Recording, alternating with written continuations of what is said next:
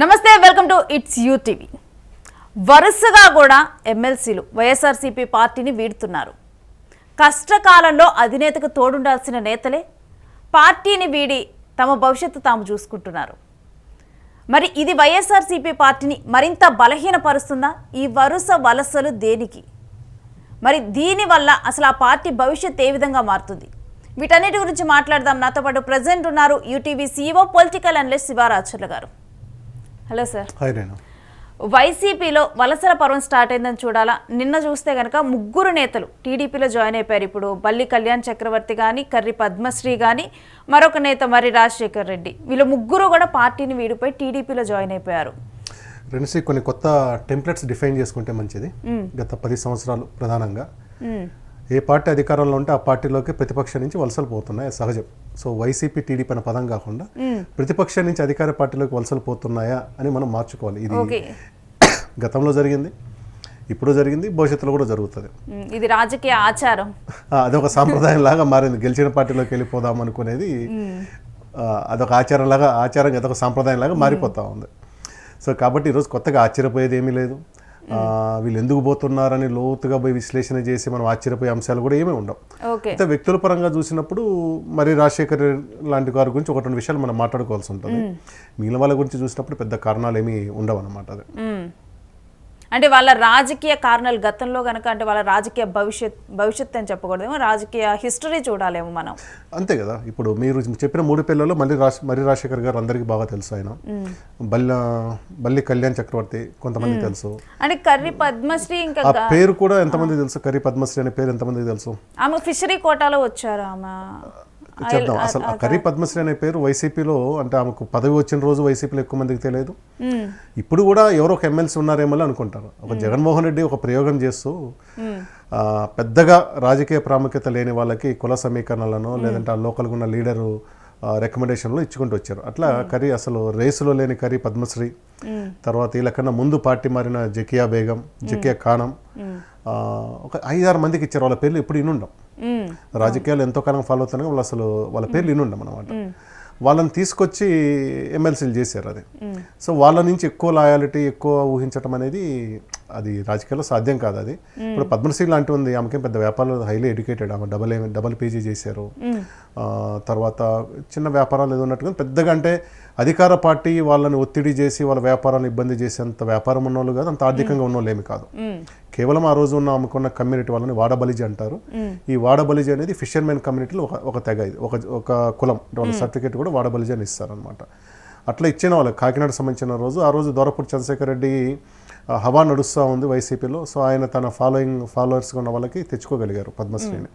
So ఆ విధంగా curry Padmashri ఆమె రేసులో లేకుండా వచ్చింది. ఆమె గురించి పెద్దగా ముందుగానే తర్వాత చెప్పడానికి ఏముండదు. ఇలాంటి వాళ్ళు ఏంటంటే వస్తారు పోతారు అనుకోవాలంతే. ఈ రోజు ఆమె ఏం ఆశించి అధికార పార్టీలోకి పోతుంది? ఇప్పుడు ఆమెకి అసలు ఆమె ఎవరో రాజకీయ అస్తిత్వం లేని ఆమెను తీసుకొచ్చి జగన్మోహన్ రెడ్డి ఇచ్చినప్పుడు ఆమె కట్టుబడి ఉంటుంటే, అరే ఈమె నిలబడి ఉందని చెప్పి భవిష్యత్తులో వైసీపీ కనుక మళ్ళీ అధికారంలో వస్తే జగన్మోహన్ రెడ్డి వాళ్ళని కన్సిడర్ చేసి ఇంకా పెద్ద పదవి ఇవ్వడానికి అవకాశం ఉంటుంది. కానీ ఆమె వెళ్ళిపోయింది. తర్వాత మరి రాజశేఖర్ గారు, బల్లి కళ్యాణ్ చక్రవర్తి, వీళ్ళిద్దరు ఉన్నారు. ఇందులో రాజశేఖర్ గారి చరిత్ర ఇద్దరిది కూడా రాజకీయంగా పెద్ద చరిత్ర, కుటుంబాల పరంగా పెద్ద చరిత్ర. అంటే ఈ జనరేషన్ మర్చిపోయి ఉంటుంది. ఈ రోజు ఇప్పుడు ఏంటంటే చిలకలూరిపేట అంటే టీడీపీ సీట్ కంచుకోట అన్నట్టుగా ఉండేది. ఎక్సెప్ట్ 2019లో విడుదల రజనీ గెలిచింది, లేదంటే అసలు అది టీడీపీ కంచుకోట అన్నట్టుగా ఉండేది 2019కి ముందు. అయితే కాంగ్రెస్ స్వతంత్ర సమరయోధం నుంచి కాంగ్రెస్ ఉన్న పెద్ద మనిషి సోమిపల్లి సాంబయ్య గారని సీనియర్ కాంగ్రెస్ నాయకుడు, ఆయన రైతోద్యమ నాయకుడు. ఆ ప్రాంతాల్లో రైతుల కోసం చాలా, అంటే అక్కడ ఎన్జీ రంగ గారి ప్రభావం ఎక్కువ ఉంటుంది. మీకు తెనాలి, గుంటూరు చుట్టుపక్కల ప్రాంతాల్లో మొదటి నుంచి ఎన్జీ రంగ గారి ప్రభావం ఉంటుంది. సాంబయ్య గారు కూడా రంగ గారి శిష్యుడు అనుకుంటాను. సో ఆయన కాంగ్రెస్లో సుదీర్ఘకాలం ఉండేవారు. 78లో మొదటిసారి ఇందిరా కాంగ్రెస్ గెలిచారు. అప్పటి నుంచి 1999 వరకు ఆయన పోటీ చేస్తూ కొన్నిసార్లు గెలుస్తూ కొన్నిసార్లు ఓడిపోతూ వచ్చారు. అయితే ఈయన కూడా ఏంటంటే ఈయన పార్టీని మించిన బలం ఉండేది. ఉదాహరణకి 85లో రాష్ట్ర మొత్తంలో టీడీపీ గెలిచిన చిలకలూరిపేటలో ఆయన గెలుస్తాడు. తర్వాత 89లో రాష్ట్రంలో కాంగ్రెస్ గెలుస్తుంది, కానీ సాంబయ్య గారు చిలకలూరిపేటలో ఓడిపోయారు. బహుశా ఆ రోజు గెలిచుంటే ఆయన మంత్రి పదవి కూడా వచ్చిండేవారేమో. 94 ఇంకా టీడీపీ సునామీ ఉంది. అలాంటి సునామీలో కూడా సాంబయ్య గారు ఐ థింక్ అరౌండ్ 200 ఓట్స్ తేడాతో ఎంతో స్వల్పమే గెలిచేది. ఓడిపోయినప్పుడు కూడా 1000 లోపల ఓడిపోయాడు 89లో, గెలిచినప్పుడు కూడా తక్కువ ఓట్ల తేడాతోనే గెలిచారు. కానీ గెలిచారు, అంత వేవ్లో కూడా ఆయన గెలవగలిగారు. అంటే ఆయనకున్న స్టేచర్, రైతు నాయకుడుగాను ఆయనకున్న స్టేచర్ వల్ల ఆయన గెలవగలిగారు. 99లో ఓడిపోయారు. అలాంటి సోమేపల్లి సాంబయ్య గారికి వారసుడుగా, కొడుకు కాదు, దగ్గర బంధువు, దత్తపుత్రుడు అంటారు కానీ దానికన్నా కానీ అల్లుడు వరుస అనుకుంటాను. రాజశేఖర్ గారిది చిలకలూరుపేట కదా, ఆయన పక్కన పత్తిపాడు వేమూరేదో. అక్కడి నుంచి సాంబయ్య గారి అనుచరుడుగానే, సాంబయ్య గారి వారసుడుగానే చిలకలూరుపేట రాజకీయాల్లోకి వచ్చారు. 2004లో రాజశేఖర రెడ్డి గారి పాదయాత్రలో బాగా పార్టిసిపేట్ చేశారు. సో ఖచ్చితంగా గెలుస్తారు అనుకున్న టైంలో ఆ రోజు కాంగ్రెస్ పార్టీ రాజకీయాలలో మరి రాజశేఖర్ గారికి కాకుండా శివన్ నారాయణ అని ఒక మామూలు నాయకుడికి కాంగ్రెస్ టికెట్ వచ్చింది. సో అప్పుడు రాజశేఖర్ గారు రెబల్గా పోటీ చేసినప్పుడు రాజశేఖర్ రెడ్డి బహిరంగ సపోర్ట్ ఇచ్చారు. మా అభ్యర్థి మరి రాజశేఖర్ అని చెప్పారు. ఆయన హోరాహోరీ పోరులో I think 130 or 140 votes, less than 200 votes తోటి ఆయన గెలవటం జరిగింది. ఐ థింక్ 212 ఓట్ల తేడాతో గెలిచారు 2014లో. కాంగ్రెస్ పార్టీ అంత సపోర్ట్ ఇచ్చింది మరి రాజశేఖర రెడ్డి గారికి. అంటే అదే కాంగ్రెస్ పార్టీ అభ్యర్థికి 7,000 ఓట్లు వస్తే ఈయన రెబల్గా చేసి, అంటే కాంగ్రెస్ పార్టీ ఈయన ఓన్ చేసుకోవటం వల్ల వచ్చింది. ఆ విధంగా మరి రాజశేఖర్ గారి ఏమంటారు ప్రత్యక్ష రాజకీయం స్టార్ట్ అయింది. మనం 78 నుంచి మాట్లాడుతూ వస్తున్నాం. 2004లో మొదటిసారి కాంగ్రెస్ నుంచి అయ్యారు. మళ్ళీ వరుసగా ఓటమిలో 2009 ఓటమి, 14 ఓటమి ఉంది. సో అలాంటి టైంలో అక్కడ గెలుస్తూ మినిస్టర్ అవుతున్న పత్తిపాటి పుల్లారావు గారిని ఎట్లా ఓడించాలన్నప్పుడు ఆల్టర్నేట్ క్యాండిడేట్ కావాలి, ఒకే సామాజిక వర్గం కాకుండా ఒక బీసీని తెస్తే బాగుంటుందన్న ఆలోచనలో విడుదల రజనీ గారిని తీసుకురావటం. సో ఆమెకున్న ఆర్థిక సామాజిక బలము స్ట్రాటజీ అన్నిటితో ఆమె ప్లస్ గాలి, ఆ రోజున గాలితో ఆమె గెలవటం జరిగింది. ఈయన మద్దతు ఇస్తేనే ఆమె గెలిచారు. ఈయన మద్దతు ఇచ్చారు. జగన్మోహన్ రెడ్డి చిలకలూరుపేట ప్రచారంలో ఏం చెప్పారంటే, రాజశేఖర్ అన్నకు నేను అన్యాయం చేయను, ఖచ్చితంగా ఆయన నా క్యాబినెట్లో మంత్రిగా ఉంటారని కూడా ప్రకటించారు. అది రజనీ గారు గెలిచారు. రజనీ గారు మినిస్టర్ అయ్యారు, రాజశేఖర్ గారు కాలేదు. ప్లస్ రాజశేఖర్ గారికి మొదటి 3-4 సంవత్సరాలు ఎలాంటి పదవులు రాలేదు. దాని మీద వైసీపీలో కూడా చాలా వ్యతిరేకత ఉంది. జగన్మోహన్ రెడ్డి మాట ఇస్తే తప్పనని చెప్తారు. మరి రాజశేఖర్ గారి మీద మొదటి నుంచి మంచి నాయకుడిగా సానుభూతి ఉంటుంది.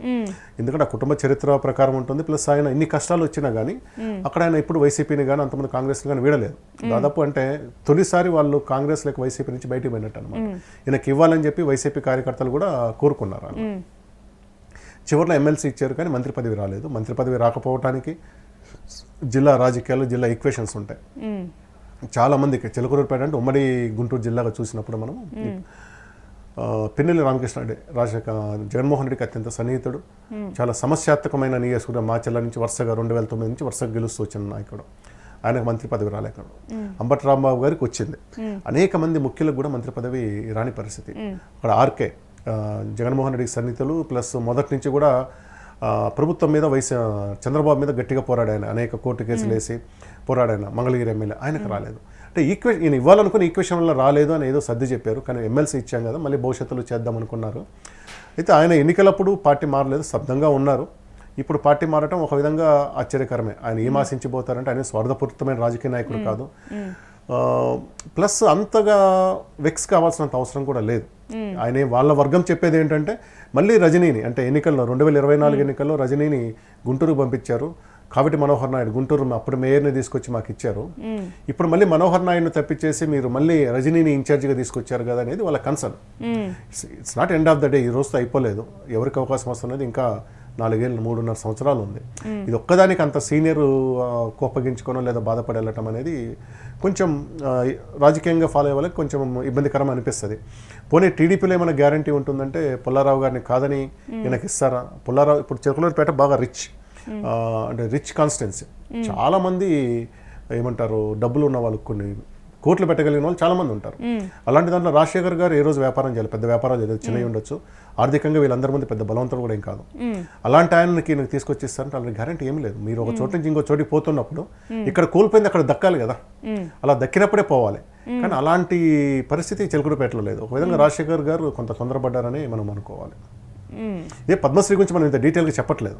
అవును, ఆమె వచ్చింది పోయింది అంతే. ఆమె ఆ చరిత్రలో అట్లా కొంతమంది ఇప్పుడు శివ గారు ఇప్పుడు మనం చూస్తే కనుక కొంతమంది నేతలు ఉంటారు, వాళ్ళు అధికారంలో ఉన్నారా లేదా అని ఉండదు, వీళ్ళంటే విలువలతో కూడిన రాజకీయాలు ఇంకా కూడా బతికున్నాయంటానికి ఎగ్జాంపుల్ గా మరి రాజశేఖర్ గారి పట్ల వైసీపీ వర్గాలు అంత సానుభూతి ఉండడానికి కారణం అదే. వాళ్ళ అధినాయకుని కూడా అరే మనం చెప్పినాక దీనికి ఇవ్వాలి కదా ఇవ్వాలి కదా అన్నట్టు వాళ్ళు కూడా అంటే సోషల్ మీడియాలో ప్రధానంగా చూసినప్పుడు ఎంతో మంది మరి రాజశేఖర్ గారికి అనుకూలంగా ఉంటారు. అంటే ఆయన స్టేచర్ కి తగ్గ పదవి ఇప్పుడు దాకా ఆయనకు దక్కలేదు అన్న అసంతృప్తి ఆయనలో ఉందనుకోవాలా? ఇప్పుడు స్టేచర్కి తగ్గట్టు అని అనుకోవటానికి లేదు. ఎందుకంటే చిలకలూరుపేట వరుసగా 2 సార్లు ఓడిపోయారు.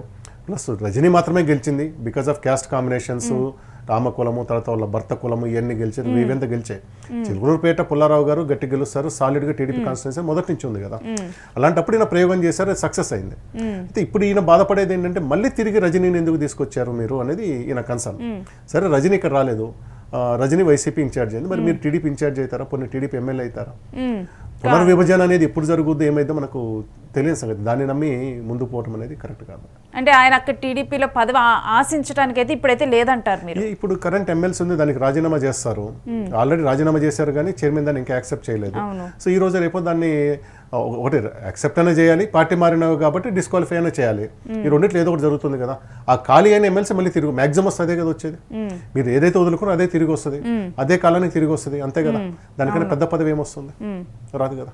అంటే ఉన్నది తిరిగి రావడం కోసం పార్టీ మారాల్సిన అవసరం లేదు. ఈయన ఎవరి మీద, ఈయన కూడా మంచి వ్యక్తి, ఇతని రాజకీయంగా ఒత్తిడి చేసి ఇబ్బంది పెట్టే పరిస్థితి టీడీపీలో కూడా ఎవరికి లేదు. అది మరి ఇప్పుడు బల్లి కళ్యాణ్ చక్రవర్తి నేపథ్యం చూడాలంటే ఆయన టీడీపీకే ఎందుకు వలస వెళ్ళారు?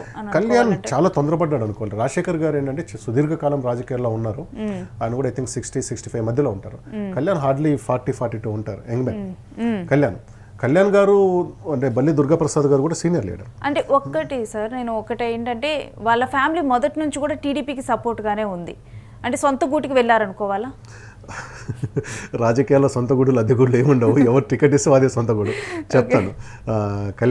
కళ్యాణ్ గురించి కూడా చెప్పాల్సింది ఏంటంటే బల్లి దుర్గాప్రసాద్ గారు చంద్రబాబు నాయుడు గారికి యూనివర్సిటీలో జూనియర్ ప్లస్ స్నేహం, ఎస్వి యూనివర్సిటీ నుంచి సంబంధాలు ఉన్నాయి, మంచి సంబంధాలు ఉన్నాయి. కొన్ని ఆస్తులపరమైన కొన్ని ఆరోపణలు కూడా ఉన్నాయి. అది అసెంబ్లీలో కూడా చర్చ జరిగింది. అయితే మనకు అది ఇప్పుడు పెద్ద అవసరం లేదు కాబట్టి అంటే లేదు. చంద్రబాబు నాయుడు గారికి రాపూర్ ఏరియాలో కొన్ని 100 ఎకరాల భూమి ఉంది, అది దుర్గాప్రసాద్ గారు చూస్తారనేది ఉంది. దీని మీద అసెంబ్లీలో కూడా చర్చ జరిగింది, పత్రికల్లో వచ్చింది. అంటే నేను ఎందుకు ఈ పాయింట్ ఇప్పుడు చెప్తున్నా అంటే వాళ్ళిద్దరి మధ్యలో రాజకీయాల అతీతమైన సాన్నిహిత్యం ఉండేది. కళ్యాణ్ వాళ్ళ ఫాదర్ దుర్గాప్రసాద్ గారికి, చంద్రబాబు గారికి.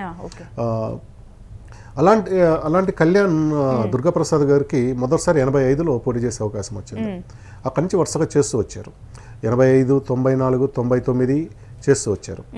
అయితే 99లో సిట్టింగ్ సీటుగా ఉన్న దుర్గాప్రసాద్ గారికి ఆయనను కాదని ఆ రోజు ఎంపీగా ఉన్న ఉక్కాల రాజేశ్వరమ్మ గారిని తీసుకొచ్చి గూడూరు టికెట్ ఇచ్చారు 2004లో. అంటే 99లో దుర్గాప్రసాద్ గారు గెలిచారు. గూడూరు, ఇది మనం మాట్లాడుతుంది గూడూరు ఎమ్మెల్యే కాన్స్టిట్యున్సీ గురించి మాట్లాడుతున్నాము. గూడూరులో ఆయన 85 నుంచి పోటీ చేస్తూ ఉన్నారు. అలాంటి వ్యక్తిని ఏమంటాము 2004 వచ్చేసరికి 99లో గెలిచున్నాడు. ఆయనకి ఇవ్వకుండా 94, 99లో 89లో ఓడిపోయాడు. 85, 94, 99 3 సార్లు గెలిచున్నాడు. అలాంటి సిట్టింగ్ సీట్ని ఆయన కాదనుకుంటే ప్లస్ ఈయన మినిస్టర్ కూడా, ఎడ్యుకేషన్ మినిస్టర్ కూడా చేస్తున్నారు. గుర్తింపు అనేది మంచి, ఆయన కూడా యూనివర్సిటీలో చదువుకున్నారు, బాగా మాట్లాడతారు. అంటే ఎక్కువ రాజకీయం కూడా చేస్తారు ఆయన. ఏదో అంటే స్తబ్దుగా ఉండే మనిషి కాదనమాట, ఆయన యాక్టివ్గా ఉండే మనిషి. సో అలాంటి అతనికి సిట్టింగ్ సీట్ని కాదని ఆ రోజు నెల్లూరు ఎంపీగా ఉన్న ఉక్కాల రాజేశ్వరమ్మ గారిని తీసుకొచ్చి గూడూరు టికెట్ ఇచ్చారు. సో అప్పుడు ఒకసారి దెబ్బతిన్నారు.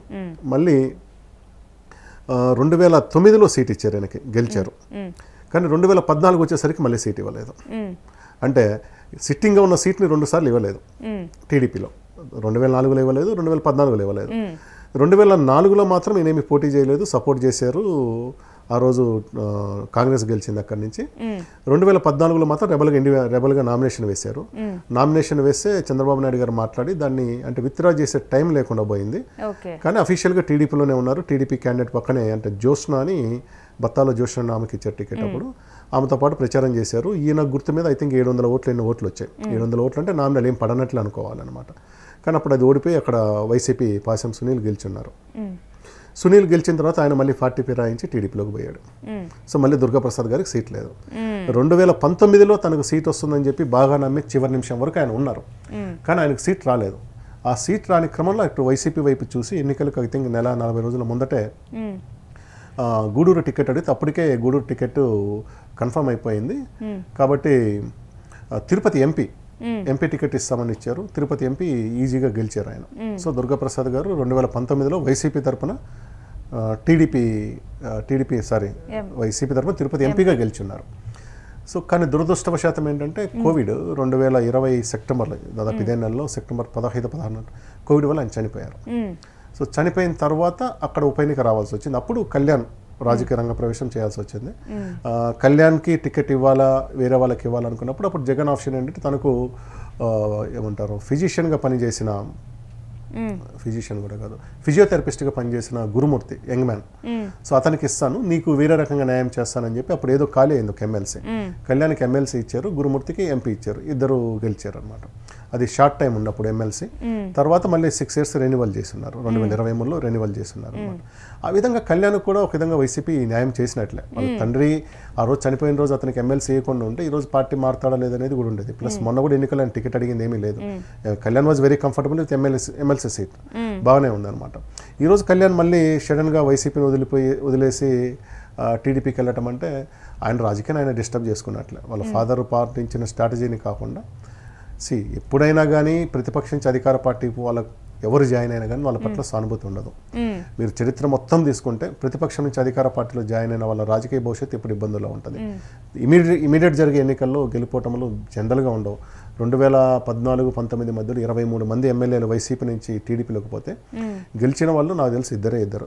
ఒకటి గంటా శ్రీనివాసు, రెండోది గూటిపట్టు రవి. వీళ్ళు ఎవరు కూడా వాళ్ళిద్దరే గెలిచుంటారు. సో ఆ 23 మందిలో ఎంతమందికి ఇప్పుడు ఎమ్మెల్యే టికెట్లు ఎమ్మెల్యే ఉన్నారంటే హార్డ్లీ గుర్తుపెట్టుకోవచ్చు. మనాథ్ రెడ్డి, ఆదినారాయణ రెడ్డి, అఖిల ఇట్లా కొంతమంది ఉంటారు. కానీ చాలామంది ముఖ్యంగా దళిత ఎమ్మెల్యేలో నాకు తెలిసి ఎవరు తిరిగి రాలేదు, వాళ్ళకి టికెట్లు కూడా రాలేదు. అంటే ఇప్పుడు కళ్యాణ్ చక్రవర్తి టీడీపీలో ఏదో ఒకటి ఆశించే వెళ్ళారని మనం అనుకుంటే ఆయనకి పాసిబిలిటీస్ అసలు ఏముంటాయి? ఏముంది, ఇందాక చెప్పినట్లే ఉన్న ఎమ్మెల్సీకి రాజీనామా చేశారు. ఒకటి యాక్సెప్ట్ అనే చేయాలి, లేదా చైర్మన్ వైసీపీ చైర్మన్ కాబట్టి డిస్క్వాలిఫై అనే చేయాలి. ఆ ఖాళీ అయింది తిరిగి వస్తుంది. కొత్తగా ఏమొస్తుంది? కొత్తగా ఇప్పుడు సమీప భవిష్యత్తులో ఎన్నికలు లేవు, ఇంకా 3.5 ఏళ్ళు ఉన్నాయి. ఎవరైనా టికెట్ ఇవ్వాలంటే ఆ రోజు ఉన్న పరిస్థితి, ఆ రోజు సర్వే చేసుకొని అనుకూలంగా ఇస్తారు తప్పితే ఈరోజు గ్యారంటీ ఇవ్వరు కదా. ప్లస్ ఒకవేళ ఈయనకు కళ్యాణ్కి 2024లో 2029లో టీడీపీ టికెట్ ఇచ్చి ఎమ్మెల్యే మంత్రి పదవి ఇస్తారా? నువ్వు జూనియర్ పార్టీలో కొత్తగా వచ్చావంటారు కదా. ఆయనకన్నా సీనియర్లు చాలామంది ఉంటారు కదా. ఏముండదు, వీళ్ళు ఏంటంటే అనవసరమైన ఒత్తిడి వీళ్ళకి ఎక్కువ ఫీల్ అయిపోయి అధికార పార్టీ ఫంక్షన్ చేయలేదు, కంఫర్టబుల్ ఉందాం అనుకుంటారు. కానీ అంత మించి ఏమీ లేదు. అంటే నెక్స్ట్ వైసీపీ భవిష్యత్తును దృష్టిలో పెట్టుకొని వీళ్ళు టీడీపీకి వెళ్ళారనుకోవచ్చు. భవిష్యత్తు నేను ఎట్లా అనుకుంటారు? ఇప్పుడు టీడీపీకి ఆ రోజు 23 సీట్లు వచ్చిన రోజు ఎవరు పెద్దగా భయపడలేదు. ఎన్ని వలసలు వచ్చాయి ఇక్కడికి? పార్టీలు 2 పార్టీలు అయితే ఉంటాయి రాష్ట్రంలో, అధికార పార్టీ ప్రతిపక్షం. నేను పేర్లు కూడా చెప్పను.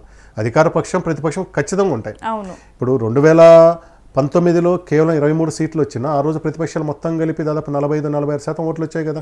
ఒక టీడీపీలో 39.40% వచ్చింది, జనసేనకు 6.5 దాకా వచ్చింది. ఆ ఓట్ బ్యాంక్ ఎక్కడికి పోదు.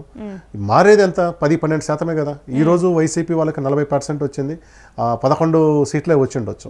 అంటే పార్టీలు ఏది కూడా కనుమరుగావు. కాంగ్రెస్ ఎందుకు కనుమరుగైందంటే ఇక్కడ వైసీపీ ఉద్భవించింది, వైసీపీ బలపడింది కాబట్టి ఆంధ్రప్రదేశ్లో కాంగ్రెస్ పోయింది. తెలంగాణలో పోలేదు, మళ్ళీ అధికారంలో వచ్చింది కదా 10 ఏళ్లలోనే. ఆ పార్టీలు ఉంటాయి. ఏ పార్టీ నిలబడగలుగుతుందో లేదనేది ఎన్నికల దగ్గర ఇప్పుడు చూసుకోవాలి, ఎన్నికల పరిస్థితి చూడాలి. కానీ ఈ రోజే పార్టీ వెళ్ళిపోతుంది, ప్రతిపక్షం ఉండదు, మొత్తం అధికార పక్షం అంటే ఆ పరిస్థితి ప్రజాస్వామ్యంలో ఇక్కడే కాదు ఎక్కడా ఉండదు. అండ్ వీళ్ళ ముగ్గురు కాకుండా ఇంకా 4 ఎమ్మెల్సీలు కూడా పార్టీని వీడారు, వాళ్ళు ఇతర పార్టీలో జాయిన్ అయిపోయారు. అసలు ఇందులో అత్యంత విచిత్రమైన వ్యక్తి జయమంగళి వెంకటరమణ అని, ఆయన జనసేనలో జాయిన్ అయ్యాడు. ఆయన తన కైకలూరు నుంచి 2009లో ఒకసారి గెలిచారు, తర్వాత కూడా గెలిచే గుర్తులు. జయమంగళి వెంకటరమణ కూడా ఫిషర్ కమ్యూనిటీకి సంబంధించిన వడ్డిక అనే కమ్యూనిటీ చెందిన వాళ్ళు. వీళ్ళు ఏంటంటే కొల్లేరు చుట్టుపక్కల ప్రాంతంలో ఉంటుంది క్యాస్ట్, ఫిషర్మెన్ బేసిక్గా. పేర్లు వేరైనా అంటే వాడబలిజ, తర్వాత వన్నెరెడ్డి. జగన్మోహన్ రెడ్డి చాలా టాక్ట్ఫుల్గా పికప్ చేసి ఇచ్చాడు. ఒక ఫిషర్మెన్ కమ్యూనిటీలో 4 ఇచ్చాడు ఆ రోజు ఎమ్మెల్సీలో. ఈ పద్మశ్రీ ఒకళ్ళు, తర్వాత కోలా గురువులు వైజాగ్ నుంచి ఇచ్చారు, తర్వాత సిపాయి సుబ్రహ్మణ్యం అని చెప్పి సుబ్రహ్మణ్యం రెడ్డి, కానీ is not a Reddy, is Vannereddy. Vannereddy అనేది మళ్ళీ ఫిషర్మెన్ కమ్యూనిటీ. ఇట్లా వీళ్ళకి తీసుకొచ్చి చాలా ఏమంటాము, తర్వాత కోలా గురువులు, పద్మశ్రీ, జయమంగళి వెంకటరమణ అంటే 2 వాడబలిజలు. అంటే జయమంగళి వెంకటరమణ వడ్డిక, సిపాయి సుబ్రహ్మణ్యం రెడ్డి వచ్చేసి వన్నెరెడ్డి, గురువులు పద్మశ్రీ వచ్చేసి వాడబలిజ. అంటే ఫిషర్మెన్కి సంబంధించిన అన్ని కులాల వాళ్ళకి ప్రాతినిధ్యం ఇవ్వాలంటే పైనుంచి కింది వరకు సిపాయి సుబ్రహ్మణ్యంది మన కాళాస్త్రి నియోజకవర్గం వస్తుంది అనమాట. వీళ్ళేమో వైజాగ్ వాళ్ళు కదా, కోలాగురువులు, మధ్యలో కాకినాడ పద్మశ్రీ, ఇట్లా అందరికి ఇచ్చుకుంటూ వచ్చాడు ఆయన. కానీ పాపం ఇప్పుడు వీళ్ళందరూ జయమంగళేమో కైకలూరు అంటే కృష్ణా జిల్లా, ఉత్తరాంధ్ర, మధ్యాంధ్ర, దక్షిణాంధ్ర అందరికీ కూడా ఆయన ఫిషర్మెన్ కమిటీలో ప్రోత్సాహం అందరికీ ఇచ్చాడు, కానీ అది నిలబెట్టుకోలేకపోయారు. ఈ జయమంగళ వెంకటరమణ నిజంగా కోలా గురువులు అత్యంత దురదృష్టవంతుడు ఆయన. కోలా గురువులు అంటే ఇప్పుడు వైజాగ్లో ఉన్నారు. ఆయన 2009లో ప్రజారాజ్యంతో ఆయన పోరాటం మొదలవుతుంది. సో ఆ రోజు వైజాగ్ సౌత్ నుంచి పోటీ చేసి ద్రోణంరాజు శ్రీనివాస్ మీద పోటీ చేస్తారు. ఈజీ గెలుపు అనుకున్నారు, ఎందుకంటే వైజాగ్లో మొత్తం పిఆర్పి హవా ఉంది, ఈయన కూడా బలమైన నాయకుడు ప్లస్ కమ్యూనిటీ ఉంది. ఇంకా చివరి రౌండ్ అప్పుడు కాంగ్రెస్ అభ్యర్థి ద్రోణంరాజు శ్రీనివాస్ లేచి వెళ్ళిపోయాడు, నేను ఓడిపోయానని వెళ్ళిపోయాడు ఆయన. వీళ్ళంతా బయట ఫుల్ హంగామా చేస్తూ ఉన్నారు. కానీ కౌంటింగ్ వచ్చేసరికి 320 కోట్ల తేడాతోటి గురువులు ఓడిపోయి శ్రీనివాస్ గెలిచాడు అనమాట. అదొక షాక్ ఆయనకి. సో ఇదొక దురదృష్టం. అంటే మొన్న అంటే 2023లో కోలా గురువులకి జయమంగళ వెంకటరమణకి మొత్తము అందరికి 6 మంది 7 మందికి ఎమ్మెల్యే కేటగిరీలో ఇచ్చేసాడు. ఎమ్మెల్యే కేటగిరీ ఇస్తే అంత వైసీపీలో ఉంది, టీడీపీలో ఎవరు లేరు కదా. టీడీపీలో ఉన్న కూడా 5-6 మంది వైసీపీలో చేరున్నారు. వాళ్ళకి బలం లేదు. 22 సీట్లు వస్తే 22 ఓట్లు వస్తే గెలుస్తారు ఎమ్మెల్యే కోటాలో. ఆ రోజు టీడీపీ తరఫున 22 మంది లేరు, 3-4 వైసీపీలో ఉన్నారు. గెలిచిన 23 మందిలో కానీ వీళ్ళందరూ గెలుస్తారు అనుకున్నారు. ఫస్ట్ రౌండ్లోనే అంటే మొత్తం ఓట్లు పూర్తి కాకముందే టీడీపీ అభ్యర్థి అనురాధ, పంచమర్తి అనురాధ, విజయవాడ మాజీ మేయర్, 23 ఓట్లతో గెలిచిందామా. షాక్. ఓకే, అప్పటికి కొంతమందికి అనుమానాలు ఉన్నాయి ఏమవుతుంది అనేది. చివరికి వచ్చేటప్పటికి అప్పుడే మర్రాశేఖర్ కూడా అప్పుడే గెలిచింది ఆయన. చివరికి వచ్చేసరికి 7వ అభ్యర్థిగా కోలా గురువులు వర్సెస్ జయమంగళ వెంకటరమణ, వీళ్ళిద్దరు ఒకళ్ళే గెలుస్తారు. ఫస్ట్ అసలు కోలా గురువులు గెలిచారని చెప్పి మీడియాలో వార్త వచ్చింది. తర్వాత చూస్తే జయమంగళ వెంకటరమణ వచ్చింది అనమాట. ఫైనల్గా కోలా గురువులు ఓడిపోయినట్టు దురదృష్టం. ఆ దురదృష్టంలో జయమంగళ వెంకటరమణకి అదృష్టం బట్టి ఆయన ఎమ్మెల్సీ అయితే ఈరోజు ఆయన దాన్ని వదులుకొని జనసేనకు పోయినాడు అనమాట. అది అత్యంత ఏమంటారు, రాజకీయం తెలిసిన వాళ్ళు ఎవరు కూడా అట్లాంటి పొరపాట్లు చేయరు. నువ్వు అట్లాంటి క్లిష్ట పరిస్థితుల్లో గెలిచినప్పుడు దాన్ని కాపాడుకోవాలి, నీకు మళ్ళీ భవిష్యత్తులో అవకాశం ఉంటుంది అనుకోవాలి. కానీ అంత ఒక రకంగా ఎస్కేపిజం అది రాజకీయంలో. కానీ గురువులు గారు ఈరోజు వైసీపీతో అట్లాగే ఉన్నారు, ఆయనకు లేకపోయినా కానీ ఆయన దురదృష్టం తనకి అదృష్టం వచ్చి అలాంటి ఆయన వెళ్ళిపోయారు. అసలు ఇప్పుడు ఇంకొకటి కూడా చెప్పుకోవాలి, ఎన్నికల ముందు 2-3 వెళ్ళిపోయారు. అందులో ప్రధానంగా సి రామచంద్రయ్య గారు, తర్వాత వంశీకృష్ణ యాదవ్, అతను కూడా వైజాగ్ నుంచి ఉన్నారు. వాళ్ళు ఎన్నికల ముందు వెళ్ళిపోయారు కాబట్టి వాళ్ళ గురించి ఇలాంటి విశ్లేషణ అవసరం లేదు. వాళ్ళు ఎలా ఇప్పుడు శ్రీరామచంద్రయ్య గారు టీడీపీతో మొదలయ్యారు, టీడీపీతో ఉన్నారు, ఆ తర్వాత ప్రజారాజ్యం వచ్చారు, కాంగ్రెస్ విలీనం అయితే ఎమ్మెల్సీ అయ్యారు, మంత్రి అయ్యారు, తర్వాత టీడీపీ, తర్వాత వైసీపీ వైపు వచ్చిన్నారు, వైసీపీలో కూడా ఎమ్మెల్సీ అయ్యారు, దానికి రాజీనామా చేసి ఆయన మళ్ళీ ఎన్నికల ముందు వెళ్ళిపోయారు, ఇప్పుడు కూడా మళ్ళీ ఎమ్మెల్సీ ఇచ్చారు. సో వాళ్ళ గురించి ఇంత మాట్లాడారు. రామచంద్రయ్య గారు అందరికన్నా ఆయన ప్రొఫెసర్, పెద్ద ఆయనకు అంచనా ఉంటుంది ఆయన పట్టడానికి. వంశీని కూడా తప్పట్టడానికి లేదు. వంశీ పోతున్నప్పుడు తొందరపడుతున్నావు నువ్వు, ఇక్కడ మళ్ళీ వైసీపీ గెలుస్తున్నప్పుడు లేదు, నా టార్గెట్ ఇది, నేను తనకు జరిగిన అంశాలు కొన్ని బయట పెట్టుకుని వెళ్ళాడు. ఈరోజు జనసేన తరపున ఎమ్మెల్యేగా గెలుచున్నారు ఆయన. అదే అంటే ఎన్నికల ముందు చేస్తే మనం ఇట్లాంటి విశ్లేషణ చేయాల్సిన అవసరం లేదు. ఎన్నికలు అయిపోయిన తర్వాత ఓడిపోయిన పార్టీ నుంచి గెలిచి పార్టీకి వెళ్ళేటప్పుడు ఇట్లాంటి విశ్లేషణలు అవసరమైతే మనకు. అవును. అయితే శాసన మండలిలో మొత్తం ఎన్ని సీట్లు ఉన్నాయి, అసలు ఆ పార్టీల బలాబలాలు ఎలా ఉన్నాయి శాసన మండలిలో? మనకు ఆంధ్రప్రదేశ్ శాసన మండలిలో 58 సీట్లు ఉంటాయి. దీంట్లో ఎమ్మెల్యే కేటగిరీ ఒకటి ఉంటుంది, ఎమ్మెల్యే కోట, ఎమ్మెల్యేలు ఓట్లేసి గెలిచి ఎమ్మెల్సీలు ఒకరు ఉంటారు. తర్వాత లోకల్ బాడీ వాళ్ళు ఉంటారు, అంటే స్థానిక సంస్థల ద్వారా ఎన్నికవుతారు కదా, అది జిల్లాకున్న సీట్లు బట్టి 1-2 సీట్లు ఉంటాయి జిల్లాలకే. తర్వాత టీచర్స్ ఉంటారు, టీచర్స్ ఓట్లేసి గెలిచే వాళ్ళు ఉంటారు. తర్వాత గ్రాడ్యుయేట్స్ ఉంటారు, తర్వాత నామినేటెడ్ ఉంటుంది. ఇందులో ఎమ్మెల్యే కేటగిరీ, తర్వాత లోకల్ బాడీ 20+20 అంటే 40 సీట్స్ ఉన్నాయి అక్కడ. తర్వాత టీచర్స్ ప్లస్ గ్రాడ్యుయేట్స్ 5+5 10. రిమైనింగ్ 8 వచ్చేసి నామినేటెడ్, గవర్నర్ నామినేట్ చేస్తారు వీళ్ళని. సో మొత్తం 58 ఉంటుంది. ఈరోజు బలాబలాలు చూస్తే అంటే ఇంకా రాజీనామా చేసిన వాళ్ళని యాక్సెప్ట్ చేయలేదు, కానీ అది ఎట్లయినా వేకెంట్ అవుతాయి అనుకుంటే మొత్తము 6 వేకెంట్ ఉంటాయి. వైసీపీకి 37, టీడీపీకి 17, జనసేనకు 2, బీజేపీకి 1 ఉంటుంది, 1 మాత్రం లెఫ్ట్ ఉంటుంది. ఈస్ట్ గోదావరిలో గెలిచిన టీచరు లెఫ్ట్ ఉంటుంది. మీరు రికార్డ్స్కి పోతే ఇండిపెండెన్స్ 5 అని చూపిస్తారు, టీచర్ క్యాండిడేట్స్ ఇండిపెండెంట్ చూపిస్తారు, ఎందుకంటే వాళ్ళకు గుర్తు లేకుండా గెలుస్తారు కాబట్టి ఇండిపెండెంట్ చూపిస్తారు. Actually they are not independent, supported by the parties. So ఉదాహరణకి Kadapa, Anantapur, Kurnool teacher MLC Ramachandra Reddy YCP director. తర్వాత చిత్తూరు, నెల్లూరు, ప్రకాశం టీచర్ ఎమ్మెల్సీ చంద్రశేఖర్ రెడ్డి నెల్లూరు జిల్లా పార్టీ అధ్యక్షుడు, వైసీపీ జిల్లా పార్టీ అధ్యక్షుడు, కాబట్టి ఆయన ఇండిపెండెంట్ కాదు, వీళ్ళిద్దరు అట్లాగే ఉంటారు. కల్పలత, ఆమె కూడా వైసీపీ సంబంధించిన ఆమె. తర్వాత గాదే శ్రీనివాసన్ నాయుడు ఆయన టీచర్ దాంట్లో గెలిచారు. ఆయన యాక్చువల్గా పిఆర్టీ ఆయన, కానీ టీడీపీ సపోర్ట్తో గెలిచారు, టీడీపీతో ఉంటానని చెప్పి ప్రకటించారు. అట్లా ఒక ఈస్ట్ గోదావరి నుంచి వచ్చిన ఒక ఎమ్మెల్సీ మాత్రం యూటీఎఫ్ తరఫున వచ్చినాయి. ఆయన ఒకటే ఇండిపెండెంట్ వల్ల వీళ్ళందరూ కూడా ఆయా పార్టీలకి అనుబంధంగానే ఉన్నారు.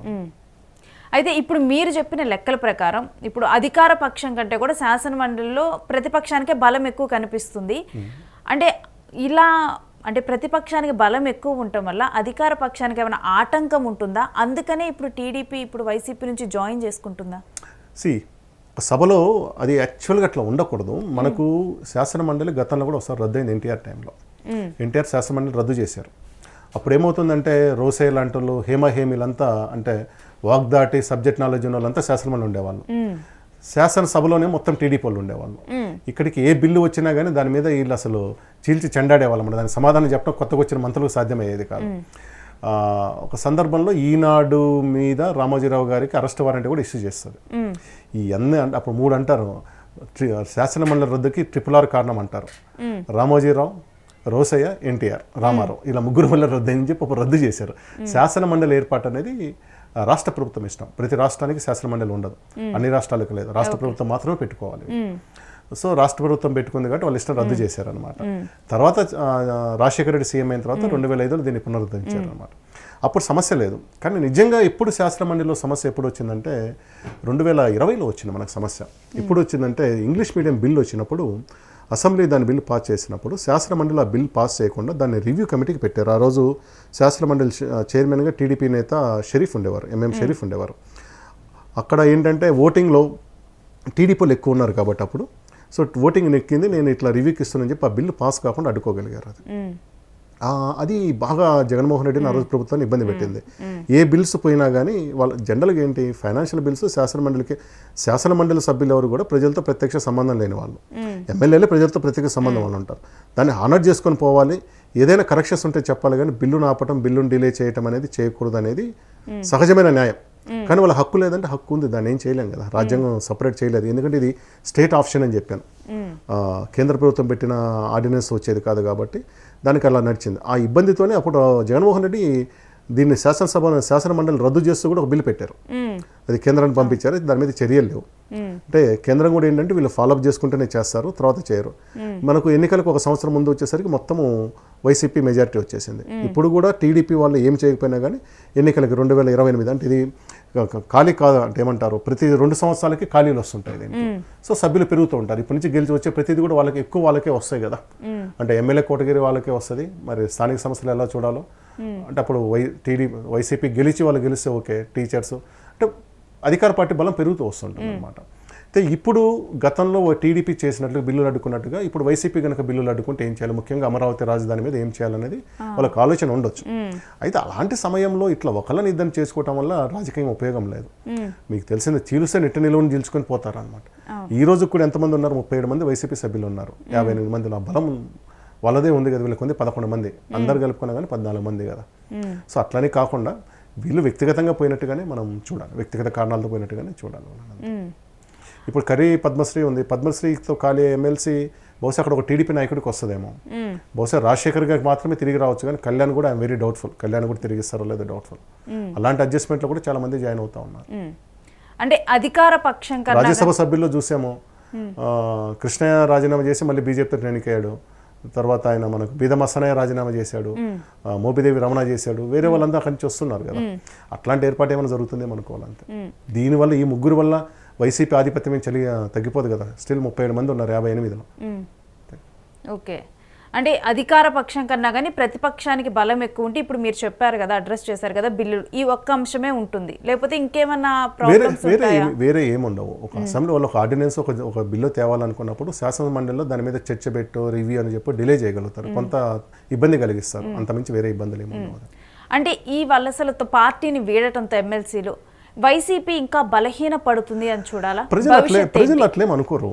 ఎందుకంటే మీరు 23 నుంచి 164కి వచ్చారు, వాళ్ళు 150 నుంచి 11కి వచ్చారు. ఈ సంఖ్య అనేది హెడ్స్ ఆర్ టైల్స్ అయితే బొమ్మ లేకుంటే బొరుసున్నట్టుగా ఉంటుంది తప్పితే బలాల తగ్గటాలు బలాలు పెరగటాలే లేవు. వీళ్ళందరూ పోయినారంటే వీళ్ళల్లో ఎంతమంది, నాకు తెలిసి ఒక మర్రి రాజశేఖర్ కూడా ప్రజానాయకుడు అనుకుంటారు, వీళ్ళు కూడా తెలియదు. ఎమ్మెల్యేలు పోయిన గతంలో 2014-19 మంది 23 మంది ఎమ్మెల్యేలు పోయారు. ఏమైంది అక్కడ? మొత్తం 67 మంది గెలిచుంటే 23 మంది పోయారు. కానీ వాళ్ళు తిరిగి 150కి వచ్చారు కదా. ఈ నాయకుల ఫిరాయింపుల్ని ప్రజలు ఎవరు కూడా పార్టీ బలం పెరుగుతుందని బలం తగ్గుతుంది అనుకోరు. వీళ్ళందరికన్నా కూడా ప్రజలు చాలా తెలివైన వాళ్ళు, వీళ్ళని దృష్టిలో పెట్టుకుంటారు అంతే. కానీ దీనివల్ల బలం తగ్గుతుంది, లేక జగన్మోహన్ రెడ్డికి వ్యతిరేకమవుతారు, మా అభివృద్ధిని చూస్తారు, ఇది మీడియా ముందు పెట్టుకోవడానికి ఉపయోగపడుతుంది తప్పితే జనాల మనసులో దీనికి ఏం స్థానం ఉండదు. అయితే ఫైనల్ గా ఈ ఫిరాయింపులతో పార్టీ భవిష్యత్ ఏంటి అని అడగాల్సిన అవసరం కూడా లేదు. పార్టీ భవిష్యత్తు ఈ ఫిరాయింపులతో తేలదు. అది పార్టీ భవిష్యత్తు అనేది దాని అధినాయకుడు జగన్మోహన్ రెడ్డి తీసుకునే కార్యాచరణ మీద ఉంటుంది. ఆయన ఎలాంటి కార్యక్రమాలు చేస్తాడు, ఎంత కమిటెడ్గా తిరుగుతాడు, పార్టీని ఎంత యాక్టివ్ ఉంచగలరు దాని మీద ఉంటుంది తప్పితే ఒక 5 మందో 10 మందో 20 మందో పోయినా ప్రాంతీయ పార్టీలో 1 to 10 అధ్యక్షులే ఉంటారు, ఆ నాయకులే ఉంటారు. మిగిలిన ఉండే రోజులు 2004-2009 తర్వాత లేవు, పోయినాయి అంతే. అది ఏదైనా వాళ్ళే చూడాలి. ఇప్పుడు టీడీపీలో ఉంటే ఇద్దరు, చంద్రబాబు నాయుడు, లోకేష్, అంతే కదా. జనసేన పవన్ కళ్యాణ్ కాకుండా మిగిలిన వాళ్ళు అందరూ వెళ్ళిపోయినా కానీ పవన్ కళ్యాణ్కి వ్యక్తిగతంగా వచ్చే నష్టం ఏమైనా ఉంటుందా? కాబట్టి పక్కన మాట్లాడుకున్న వాళ్ళు ఉండరని, అంతవరకు మాట్లాడిన వాళ్ళు ఉండరని, కానీ ఓట్లేం మారవు కదా. ఈ రోజు గెలిచిన ఎమ్మెల్యే కూడా సొంతంగా ఎన్ని ఓట్లు తెచ్చుకోగలుగుతాడు? కాబట్టి పార్టీ బలాబలాలు భవిష్యత్తులో ఈ ఫిరాయింపుల ఆధారంగా చేయడం అనేది అనవసరమైన చర్చ. అది రైట్. థ్యాంక్ యూ శివ గారు. Thank you. సో చూసారు కదా వ్యూవర్స్, ఇప్పుడు ఏంటంటే వన్స్ కనుక పార్టీ శాసన మండలిలో ఇప్పుడు బలాబలాలు అంటే అధికార పక్షానికి ఎక్కువ బలం వస్తుందా, ప్రతిపక్షానికి బలం తగ్గిపోతుందా, ఏంటి క్యాలిక్యులేషన్స్ అని చెప్పి కూడా వన్స్ పార్టీ మారుతున్నారు, వీరందరూ కూడా టీడీపీలోకి వెళ్తున్నారు, అధికార పక్షం ఎమ్మెల్సీలు కూడా వైసీపీ నుంచి వచ్చిన ఎమ్మెల్సీలని వాళ్ళలో జాయిన్ చేసుకుంటుందన్న తర్వాత ఈ పార్టీ ఫిరాయింపులతో కూడా అనేక ప్రశ్నలు అయితే జనాల్లో వచ్చాయి.